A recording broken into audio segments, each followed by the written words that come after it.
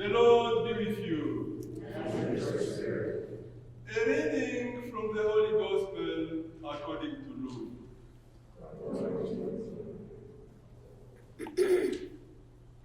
Jesus said to his disciples, "There will be signs in the sun, the moon, and the stars, and on earth nations will be in dismay, perplexed by the roaring of the sea and the waves. People will die of fright in anticipation of what is coming upon the world, for the powers of the heavens will be shaken. And then they will see the Son of Man coming in a cloud with power and great glory. But when these signs begin to happen, stand erect and raise your heads, because your redemption is at hand. Beware that your hearts do not become drowsy from carousing and drunkenness and the anxieties of daily life, and that they catch you by surprise like a trap.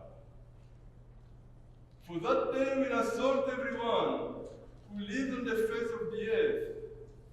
Be vigilant at all times and pray that you have the strength to escape the tribulations that are imminent and to stand before the Son of Man." The Gospel of the Lord. Praise to you, Lord Jesus Christ.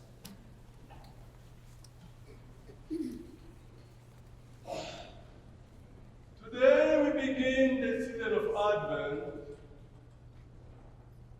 Jesus had already come more than 2,000 years ago. But Advent reminds us that he will come again in glory to judge the living and the dead, and his kingdom will have no end. Advent is a season of grace to prepare ourselves for the second coming of Jesus. Although we are preparing ourselves also for the celebration of the first coming, which will be Christmas. Jeremiah was a prophet when Jerusalem was completely destroyed, and the sacred temple was destroyed. Solomon is the one who built the temple. And then there were so many invasions: the Babylonian, the Persian, who are today the Iraqis and the Iranians. And people went into exile. Now Jeremiah is trying to rekindle the hope of the people, saying, God is going to choose somebody else from the root of Jesse, the family of David, and that king will bring about justice and peace into Jerusalem, and the people will go back home. Jeremiah, rekindling the hope, is saying, it's only God who will save his people, his chosen ones. We gather here to celebrate the first Sunday of Advent. We too are called to prepare ourselves for the second coming of Jesus. But how do we prepare ourselves? We shall prepare ourselves, first of all, by living our faith. It means by praying. To pray unceasingly. We shall prepare ourselves also by reaching out to other people, because we too are called to imitate Jesus, to be loving people, and to bring hope to other people. We shall prepare ourselves also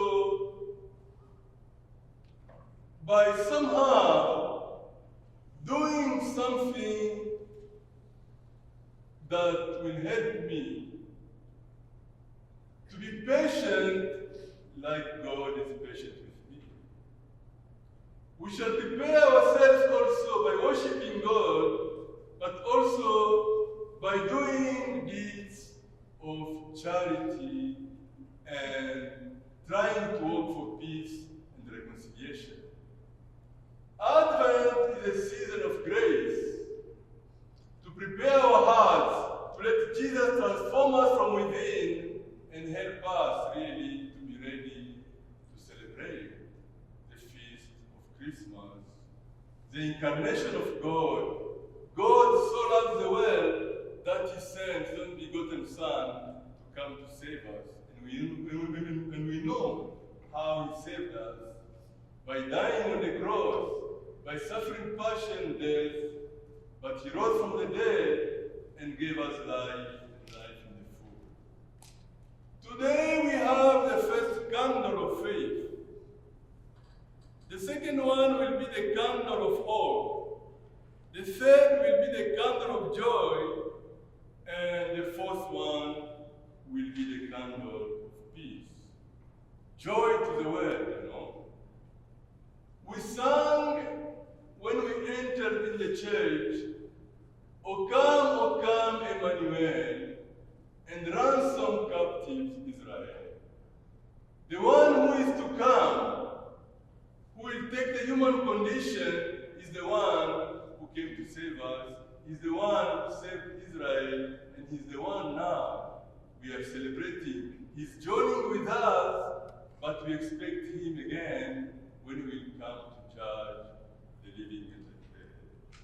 We pray for each one of us today, really, to give the first priority to God during this Advent, so that our hearts will be ready to welcome his love. Our hearts will be ready to welcome his joy.